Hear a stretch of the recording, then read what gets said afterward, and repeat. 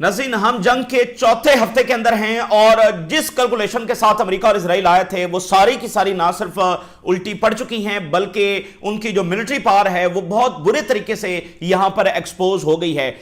वो तमाम इक्विपमेंट्स, वो तमाम उनके टूल्स जिनको सुपीरियर समझा जाता था, जिसके सामने सवाल ही नहीं पैदा होता कि कोई मुल्क टिक सकता है, वो बिल्कुल यहां पर फेल हो चुके हैं। देखिए आज जो है वो आप देखें कि 23rd डे है, ठीक है ना, और इसमें Iran as a state survive कर रहा है। ईरान एज अ आप कह लें कि कंट्री सर्वाइव कर रहा है, उसकी गवर्नमेंट मौजूद है, उसके फैसला साज मौजूद है। तो ये तारीख में कब हुआ है? वर्ल्ड वॉर 2 के बाद पिछले 80 साल के अंदर ये कब हुआ है कि अमेरिका और इजराइल ने किसी पर अटैक किया हो और उसकी गवर्नमेंट भी सर्वाइव कर गई हो और वो कंट्री भी एज अ स्टेट जब सर्वाइव कर गई हो? ये हुआ ही नहीं है कभी।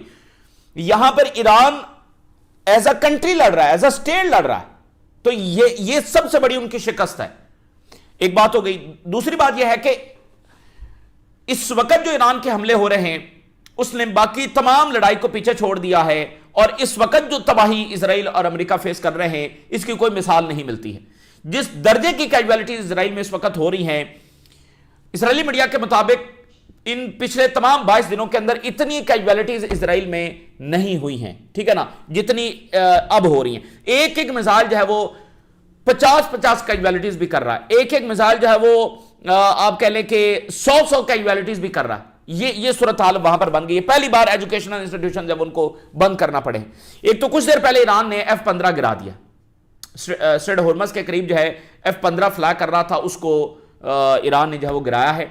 और ये बहुत बड़ी बात है, ठीक है ना, कि उनके जदीद तरीन त्यारे F-16 कल गिराया, आज F-15 गिराया जा रहा है। जब वो ये दावा करते हैं कि थाउजेंड्स ऑफ जो टारगेट्स हैं हमने हिट किए हैं और एयरफोर्स भी खत्म हो गई है, उनकी नेवी भी खत्म हो गई है, सब कुछ खत्म हो गया है। एयर डिफेंस तो वैसे भी ईरान का कोई फेमस एयर डिफेंस तो नहीं है। वही एयर डिफेंस जो थाउजेंड्स ऑफ टारगेट्स हिट होने के बाद इनके F-15 गिरा रहा है, F-16 गिरा रहा है, F-35 गिरा रहा है और F-15 की वीडियो जारी कर दी ईरान ने। यानी कि कोई चांस नहीं है उनके मुकरने का। इतने बुरे तरीके से वो एक्सपोज हो रहे हैं। और ये जो जंग है ये अब एक बात तो तय कर चुकी है कि बैलेंस ऑफ पावर दुनिया में बदल रहा है। तमाम दुनिया इस जंग को स्टडी कर रही है। इसी के तहत फिर नए जो वॉरफेयर टेक्निक्स हैं वो इजाद की जाएंगी, नए वेपन इजाद किए जाएंगे और मिसाइल और ड्रोन्स, ये जो अगली जंगें हैं, जो फ्यूचर वॉर हैं, इसके best of the best weapons होंगे। क्योंकि जो छोटे मुल्क हैं वो एक महंगी जो एयरफोर्स है उसको अफोर्ड नहीं कर सकते हैं। तो अब सबको पता चल गया है कि चाहे वो अमेरिका जैसी एयर पावर क्यों ना हो, चाहे इसराइल जैसी एयर पावर क्यों ना हो, उसके सामने मिसाइल और ड्रोन जब वो काम कर सकते हैं। लेकिन एक बात जरूर ध्यान में रखिए, ये सिर्फ मिसाइल और ड्रोन का कमाल नहीं है, ये ईरान एज अ सिविलाइजेशन, उनकी यूनिटी, उनका जज्बा, उनका एक हो जाना, ये वो चीज है। अगर आपके पास ये सिस्टम नहीं है तो फिर भी आप सिर्फ मिसाइल और ड्रोन्स के ऊपर इक्तफा नहीं कर सकते। तो जितना यानी मिसाइल और ड्रोन्स ने कर दिखाया है उससे कहीं बढ़कर ईरान के लोगों ने, उनके जज्बे ने, उनकी ताकत ने, उनकी यूनिटी ने, उनकी एज अ सिविलाइजेशन, ये उनकी सबसे बड़ी जो वो ताकत यहां पर साबित हो रही है। इसलिए वो तोड़ नहीं पा रहे हैं और इसी वजह से वो ज्यादा से ज्यादा उनकी ईगो हर्ट हो रही है। ज्यादा से ज्यादा वो बदमस्त हाथी की तरह और एक जंगली बुल की तरह जो है वो अजीबोगरीब हरकतें और जुल्म करने पर जब उतर आए हैं। कुछ देर पहले ईरान ने एक और बड़ा वेपन जो वो फायर कर दिया है और वो है अराश 2। ये अराश 2 जो है ये स्ट्रेटेजिक ड्रोन है ईरान का। ये लॉन्ग रेंज ड्रोन है। ये 2000 किलोमीटर तक जब वो मार कर सकता है। इसने कामयाबी के साथ जाकर कुछ देर पहले बेन गुरियन एयरपोर्ट को हिट किया। वहां पर जो उनके फ्यूल टैंक्स हैं, रनवे और जो जेट्स के लिए जो लॉजिस्टिक सपोर्ट वहां से हो रही है उसको जाकर हिट किया। अब इससे ईरान को एक और एडवांटेज हासिल हो गया, यानी कि बैलिस्टिक मिसाइल तो इससे महंगे हैं।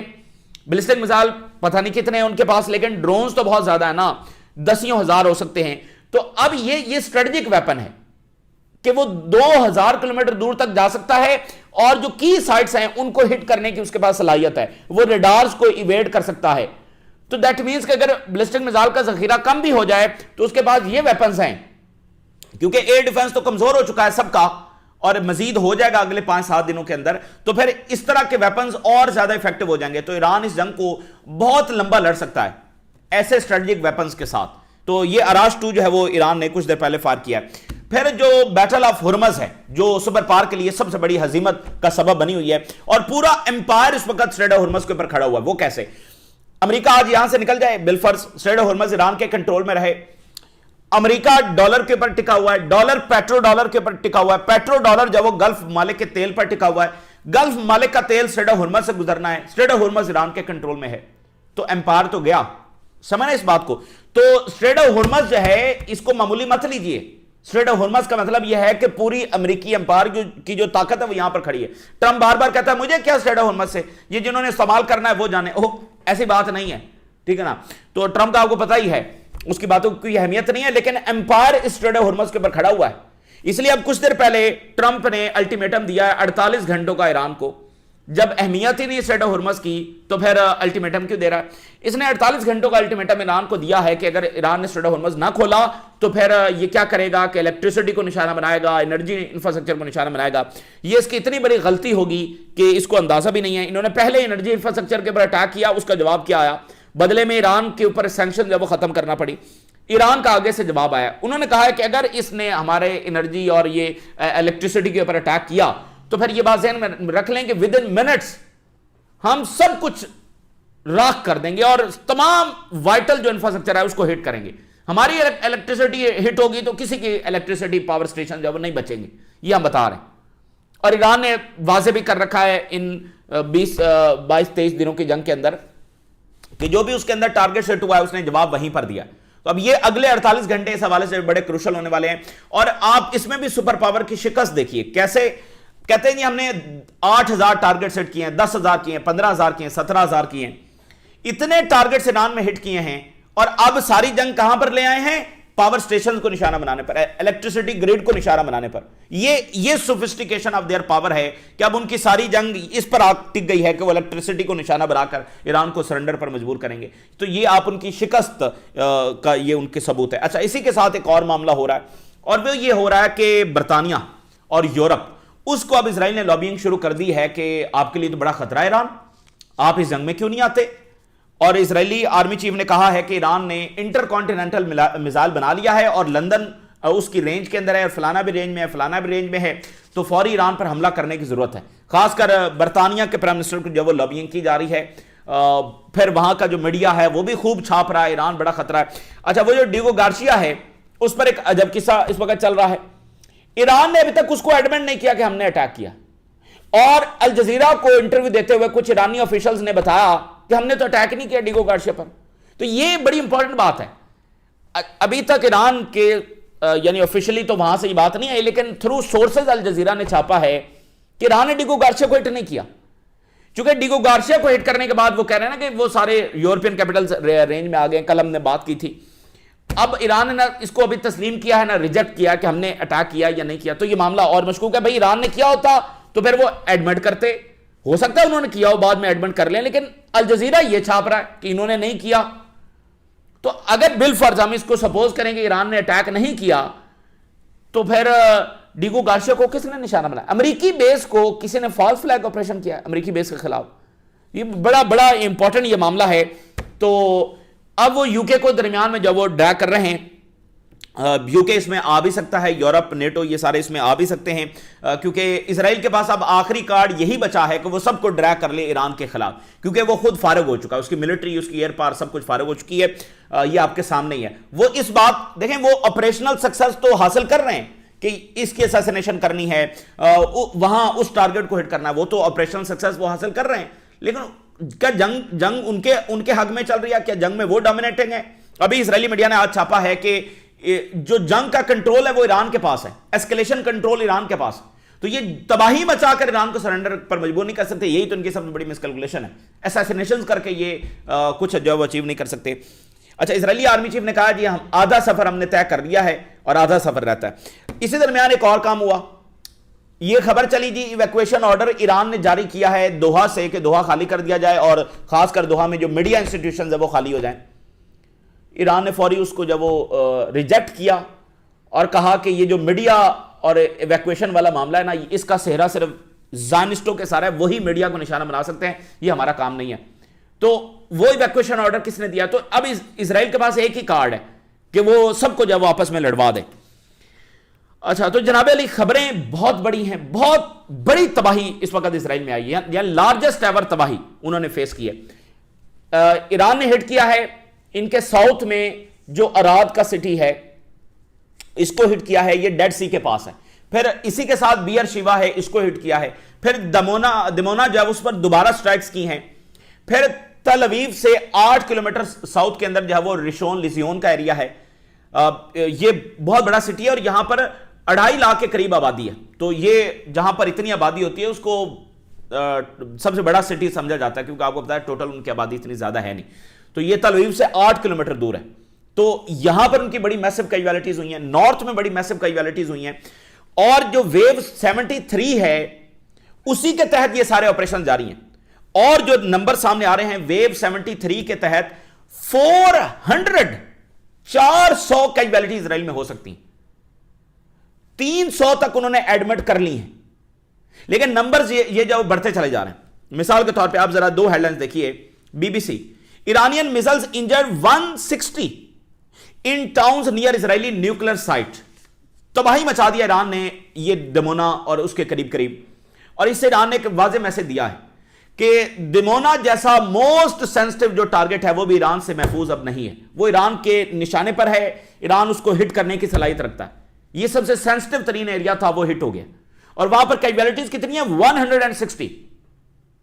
ये सिर्फ दिमोना के करीब करीब है। और जैसे अल जजीरा की कुछ देर पहले की खबर हम आपके सामने ये खबर शेयर कर रहे हैं कि Iran strike towns near Israel की न्यूक्लियर साइट एटलीस्ट 180 कैजुअलिटीज। तो ये नंबर्स ऊपर से ऊपर जा रहे हैं। 180 ये अल जजीरा जो वो रिपोर्ट कर रहा है। और अल जजीरा ने लिखा है कि ये जवाब है ईरान का, जो उनकी नतांज न्यूक्लियर फैसिलिटी के ऊपर अटैक किया गया, ये उसका जवाब है जो ईरान ने दिया। तो बिल्कुल यानी कि वाज़ेह तौर पर ईरान ने बता दिया कि अगर उसका न्यूक्लियर साइट हिट होगी तो फिर दिमोना भी बचा नहीं रहेगा। और Israeli media, the Iranian rocket that targeted the Arad जो उनका सिटी है साउथ में, डेड सी के ये पास है, ये हाईएस्ट नंबर ऑफ कैजुअलिटीज हैं since the start of the war. यानी एक मिसाइल से सबसे ज्यादा कैजुअलिटीज हो जाना ये अराद सिटी के अंदर हुई है। और इजरायली मीडिया के मुताबिक ये हाइपरसोनिक मिसाइल था, 1/2 टन इसका एक्सप्लोसिव था। अच्छा, एक वीडियो सामने आई है, वो बड़ी इंपॉर्टेंट है। उसमें क्या देखा जाता है कि इधर से इंटरसेप्टर फायर हुआ है, इसके जवाब के अंदर ईरानी मिसाइल के जवाब में एक इंटरसेप्टर फायर हुआ है, लेकिन जो ईरानी मिसाइल है उस इंटरसेप्टर को चीरते हुए, उससे टकराते हुए जाकर हिट हुआ है।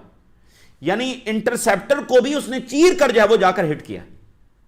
एक होता है कि भाई इंटरसेप्टर फायर नहीं हुआ, इंटरसेप्टर फायर हुआ है, वो ईरानी मिसाइल से जाकर टकराया है, लेकिन उसके बावजूद ईरानी मिसाइल डायरेक्टली जाकर हिट कर गया।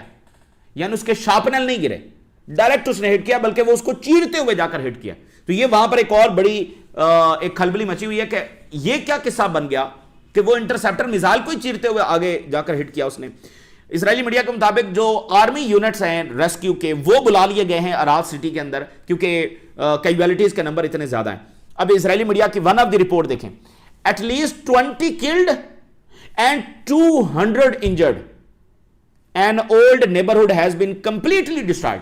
ये अराद की रिपोर्ट सामने आ रही है। मैंने आपको बताया ना कि ये नंबर्स बहुत ऊपर हो सकते हैं, लेकिन 300 तक उन्होंने मान लिए हैं और तमाम मीडिया भी उनका ये एडमिट कर रहा है। ईरानियन क्लस्टर बॉम्ब जो है वो smash into several sites in Rishon LeZion. और टर्किश मीडिया लिख रहा है सेवरल बिल्डिंग जब वो हिट हुई हैं सेंट्रल इजराइल में, ईरानी मिसाइल ने जो उनका बैराज आया है 7 साइट्स रिशोन लिजियोन के अंदर हिट हुई हैं। और यहां पर 44 कैजुअलिटीज हैं। रिशोन लिजियोन जो कि कोस्टल लाइन के ऊपर ये सिटी है, जो अराद का सिटी है, ये जो जॉर्डन बॉर्डर है ये इस तरफ है, जॉर्डन बॉर्डर के ऊपर डेड सी के साथ है। ये जो ये रिशोन लिजियोन का एरिया, ये कोस्टल लाइन यानी जो मेडिटेरेनियन सी वाली साइड है, ये उस तरफ है। तो ये पूरे का पूरा इजराइल। और उधर नॉर्थ में भी कैजुअलिटीज हैं, वहां पर भी दर्जनों कैजुअलिटीज इनकी रिपोर्ट हो रही।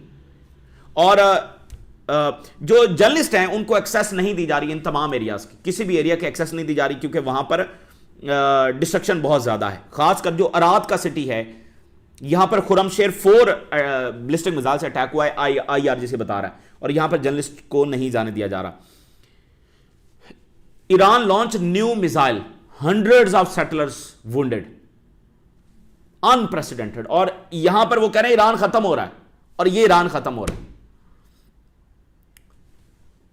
और इसमें सरोका जो हॉस्पिटल है जो यहीं पर वाकया है, वो 175 कैजुअलिटी सिर्फ वहां पर लाई गई।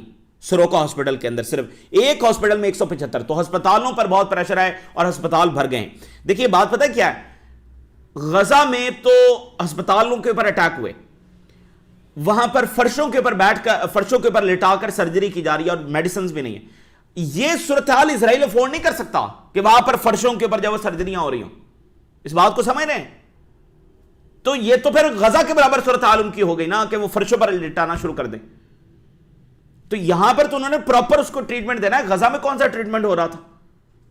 तो अगर ये यहां पर भी ये सूरत हाल पैदा हो गई और अगर इसी नंबर्स की कैजुअलिटीज अगले 2-3 दिन मजीद आई तो ये सूरत हाल वहां पर पैदा हो जाएगी, बेड्स कम पड़ जाएंगे।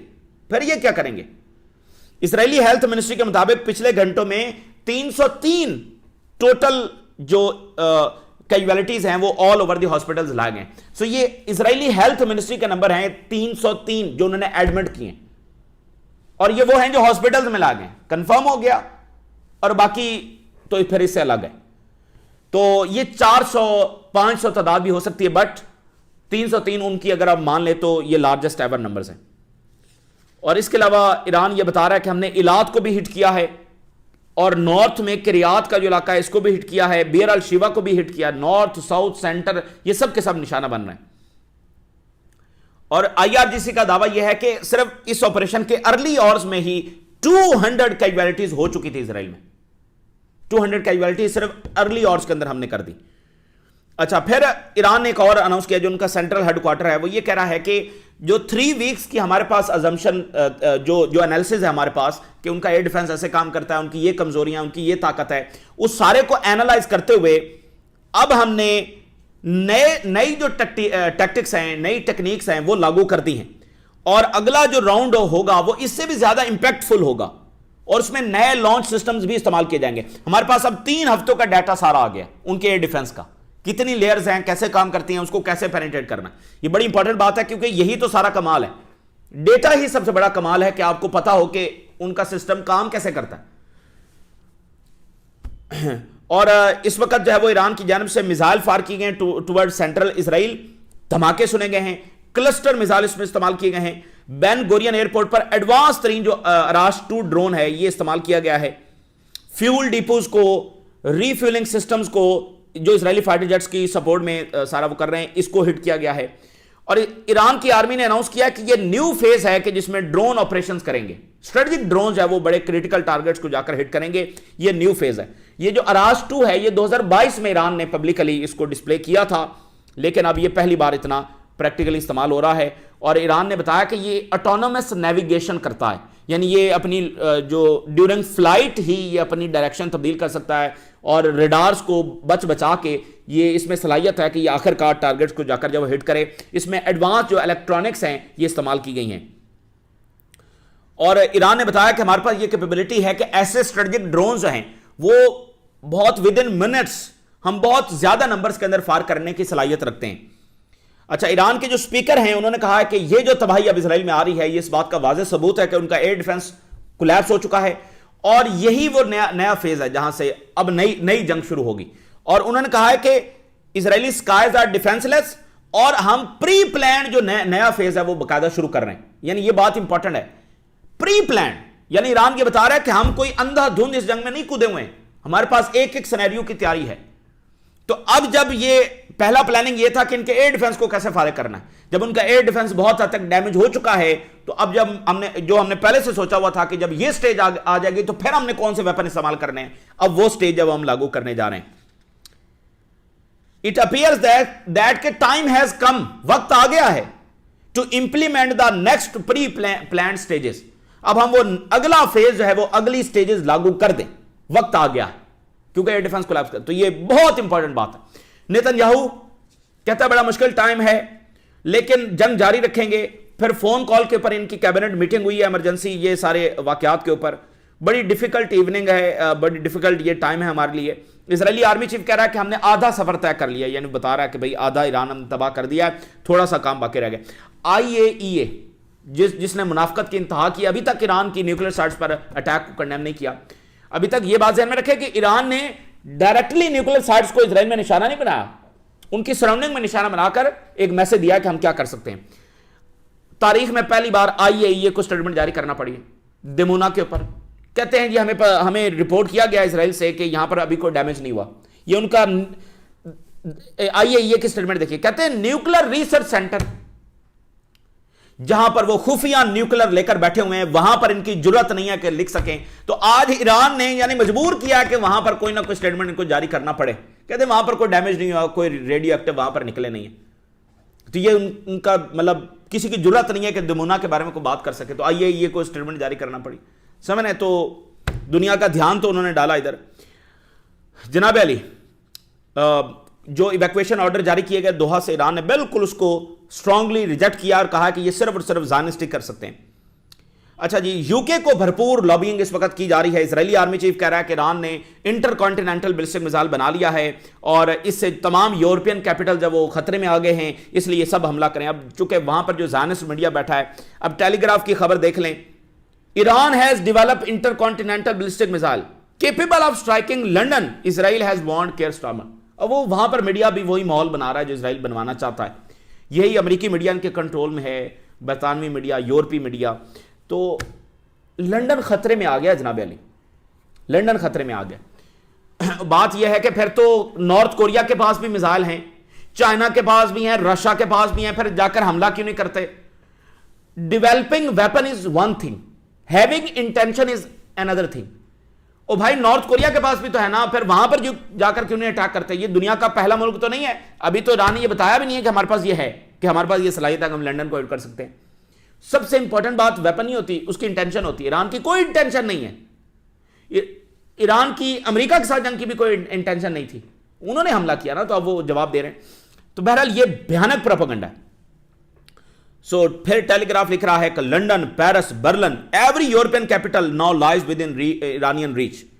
Iran strike Diego Garcia will ringing alarm bells across Europe. Europe में खलबली मची हुई है। बात यह है कि अगर ईरान ने डिगो गार्सिया को अभी तस्लीम अगर वो कर लेते हैं तो ठीक है, उनके पास सलाहियत आ गई है। सो व्हाट, तुम्हारे पास नहीं है, तुम तो ईरान पर हमला कर रहे हो। आप जरा इनकी एंगलिंग देखें, ये ईरान पर हमला कर रहे हैं और अब कहते नहीं जी ईरान भी लंदन को जो है वो निशाने पर आ गया, फलान निशाने पर आ गया। समझने, तो भाई ये है कि भाई ईरान को भी तो तुमसे फिर उतना ही खतरा है ना, तुम तो बाकायदा हमले कर चुके हो ईरान पर। तो ईरान में लोग निशाना बने, ईरान पर हमला हो जाए, उसकी कोई अहमियत नहीं है। उन लोगों की कोई वैल्यू नहीं है, उनकी कोई जिंदगी नहीं है। तुम तो हमला कर चुके हो और अब इस पर प्रोपेगेंडा कर रहे हो कि ईरान जी बड़ा खतरा है। तो ये अब बरतानिया को, चूंकि बरतानिया अब काफी प्रेशर में है अमेरिका से भी और इजरायली लॉबी से भी, अब देखते हैं कि वो क्या फैसला करते हैं। लेकिन बहरहाल अब खतरा मौजूद है कि उधर जमीनी जंग छिड़ सकती है, उधर जो है वो बरतानिया आ सकता है और ये वो सारा कुछ भी हो सकता है। और गल्फ भी कहीं ना कहीं वो रिपोर्ट्स हैं कि तैयारी कर रहे हैं। अल जजीरा को ईरान ने बताया कि वी आर नॉट रिस्पॉन्सिबल कि डिगो गार्सिया को हमने अटैक नहीं किया। पियर्स मॉर्गन जो कि बरतानिया का बड़ा जर्नलिस्ट है, इसने कहा कि बरतानिया के पास कोई सलाहियत नहीं ईरानी मिसाइलों को रोकने की, इसलिए उधर जाकर बिला वजह की जंग में मत पड़ो।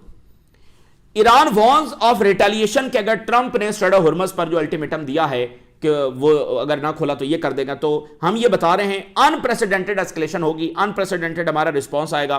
तमाम ऑप्शंस हमारे खुले हैं, हम कुछ भी कर सकते हैं और तमाम इंफ्रास्ट्रक्चर, सब कुछ, वाइटल फैसिलिटीज, पावर स्टेशन, ये सब निशाना बनेंगे। अगर ईरान की ईंधन और एनर्जी साइट्स को निशाना बनाया गया तो खित्ते में अमेरिका से मुंसलिक तमाम एनर्जी स्ट्रक्चर जब उसको डिस्ट्रॉय कर दिया जाए, विद इन मिनट्स हम ये डिस्ट्रॉय कर देंगे। और ये ईरान के स्पीकर गालबन ये कह चुके हैं कि 30 मिनट के अंदर पूरा रीजन जब वो अंधेरे में डूब चुका होगा। ये पहले उनकी स्टेटमेंट आ चुकी है। अब इजरायली मीडिया की सुन लें आखिर में, Iran setting the pace of the war, Israeli media admits, ये ईरान है जिसके हाथ में कंट्रोल है। और अब बेबी जो है वो खुद अपने बाबा को, अपने जो है ना गार्डियन को ह्यूमिलिएट कर रहा है। इजरायली मीडिया ने लिखा है कि सारा जंग का कंट्रोल तो ईरान के पास है, अमेरिका के हाथ में तो कुछ है ही नहीं। और लिखते हैं कि जनाब अली ये स्ट्रेट ऑफ हॉर्मज़ अभी तक अमेरिका नहीं खुलवा सका, कोई इफेक्टिव मेजर ये ईरान के खिलाफ ले नहीं सका है।